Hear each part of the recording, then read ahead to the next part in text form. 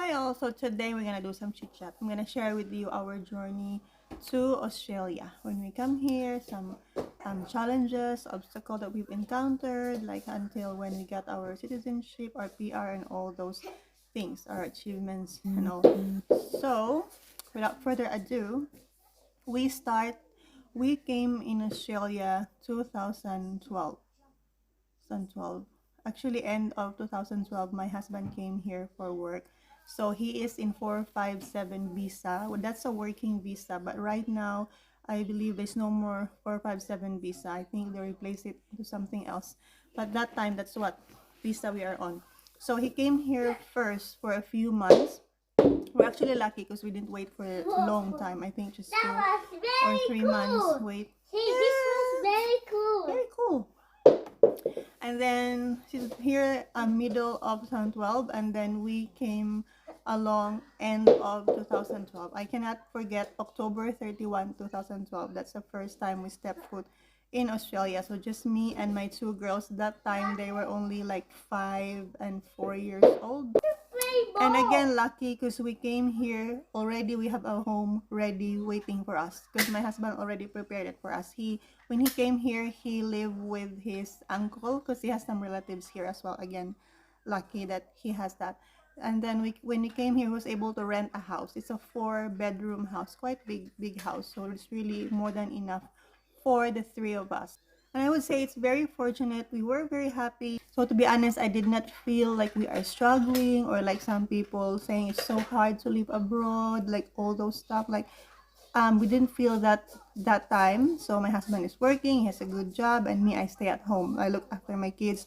We live just a very close to the school, so we just walk. I bring the girls to their kindergarten and primary school, and then so I'm just at home. It was very nice. I did not expect that one because um at first I do not like going abroad. I do not like live the idea of living in another country.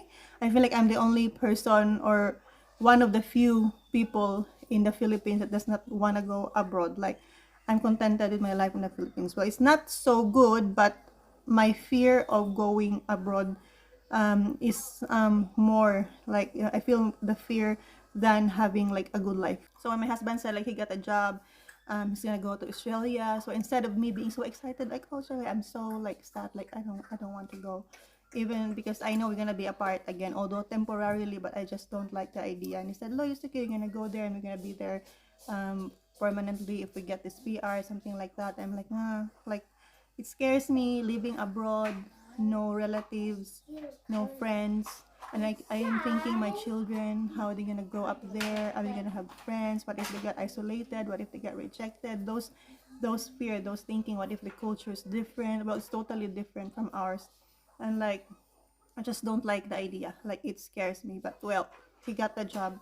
He took it, so we have no choice. So we fast forward, we're in Australia, and take it didn't take long for me to actually enjoy like the place. I love the country. I love the people straight away. It's totally opposite from what I expect, from what I fear of. It didn't happen. My children are so happy. They are being accepted and welcomed like warmly. They got friends. The teachers are so good. They're doing well in their school. So everything's nice. The place like it's very good. So I didn't want to leave anymore. And then fast forward a year, just over a year. Like my husband's contract is ending and he's not being like sponsored, or he's not being like sponsored for PR or like extended. So we need to find another company to sponsor us so that we can continue to stay or get the PR right there. But it isn't that easy. So that's one mistake that we done. We did not secure our future. We wanted to stay in Australia, but we did not like really put an effort because we were too confident that my husband's doing well in the job. For sure, he's gonna be extended, or maybe he will be like given a offer for a permanent work. So but it didn't happen, and we have to take IELTS. The IELTS is not easy. Like we took exam over and over, my husband, not me. So that time it's only him because I'm dependent, so only him would take the exam, and it was not easy. He failed many times, and then after the contract has ended, like it's like the world kind of crumbled. Yeah, ride your bike. So it's like the world crumbles, everything has kind of changed because he has no more job. He has to find something like as whatever, like some casual job, or which is actually is not really allowed to do that. So I'm gonna talk about it later.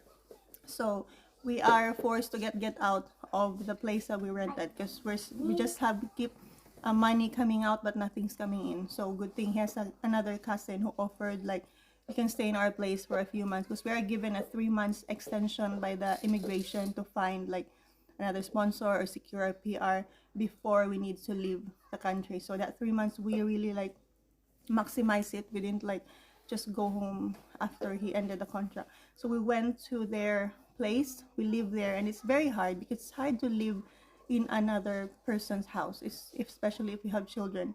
Even it doesn't matter regardless if they're nice to you or not, but it's just the thought that it's not your house, so it's hard.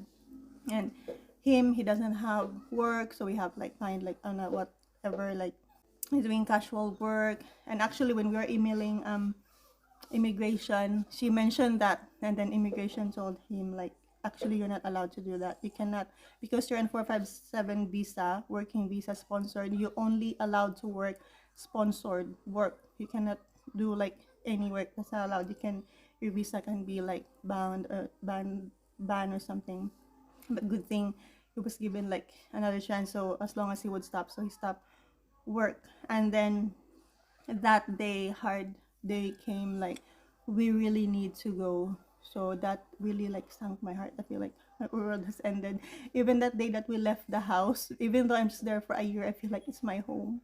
Like I cannot leave it. My tears are falling when I was cleaning the house, because you know when you leave the rented house, you need to clean it. Mommy. So I'm like, you know how you clean the house before you leave the rental, so you will get your bond. So we clean everything, the carpet, like, and so like my tears falling. Like I don't want to leave. Like I want to do everything just to stay. Also, what I realized is like if the immigration is really like strict or true to their rules, so no matter um Can you make? so like I said, we already tried to maximize everything. My husband has went everywhere to find a job, get a sponsor. All our connections, like friends, Filipino community, we've been there going like far places just to meet them. Those who can probably help us, but they are all very helpful, and I can see like they really try to do things for us. But unfortunately, there's nothing who else can, as no one else really can help you except you, because there's really nothing they can do with the immigration. You all need to secure your PR or find a sponsor. That's like there's no way like they can help you because they have friends there, or it's not like in our country, like if you have friends inside you can get away with it or something. Like no, like there's nothing. So if you really want to stay in Australia, secure your PR. That's it. And then we end up selling the things that we bought. So another advice, again, I probably a lot of you are knows this already of doing this. Like if you are not yet like a permanent here in Australia, you're still a student, like I'm working visa, temporary, do not buy things like brand new things or a lot of stuff, especially if they're not that necessary. Because well, we bought a lot of secondhand, mostly furniture to really complete everything in our house, like as if we're gonna live there like forever. So, and then some brand new, some appliances, small appliances. We have like some small oven, microwave, those kind of stuff. So when we end up selling them in a very cheap price, because we need to get rid of them right away, because as I've mentioned, we're just living in his cousin's house and we don't want to store everything in their house. So yeah, and we have some families going there to like buy all those things, and I can see ourselves in them. Like they just come here from their country and they are so excited, they're buying some secondhand, like they're just us like a year ago and now we're gonna leave. So the only appliance or things that we brought home is a TV, the big one. Like we can't leave it here, or so we need to bring it home like a souvenir or something. So yeah, that's the only thing. And one thing that really broke my heart that time is my daughters, because like I've mentioned, they really like adapt. They have friends, they do well in school, it just hurt me, like they cannot stay because they're gonna have a good future here, and then we were gonna have to leave. They need to leave school. So even my daughter in prep, like they were sad. I spoke with their teacher, and then a lot of things would people would try to help, suggest this, suggest that, but nothing really helped. There's nothing we can do. We need to go home.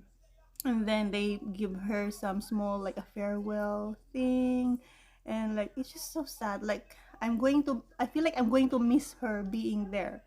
So that's it. And we have friends. She has a friend, a Filipino friend who's classmate with her. Then when we go home, she's like, we miss her when we see her empty chair. I'm like, oh no. So that's it. We went home with a very heavy heart, especially me. Well, I'm happy because I'm gonna see my family and friends, and especially my parents I again. want to go 'Cause- outside. Yeah, we're gonna go outside. Mr. Sun is out, okay? So we're gonna go home, but I'm also sad because I know I'm not gonna be ever, so I'm not be going back to Australia again.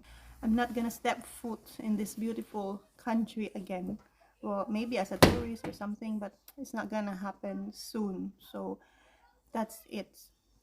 So we went home, and it took me a while to like move on because every time I wake up, so every day I keep on thinking like, oh, today I should have stopped walking. I should have started walking now. The girls in school.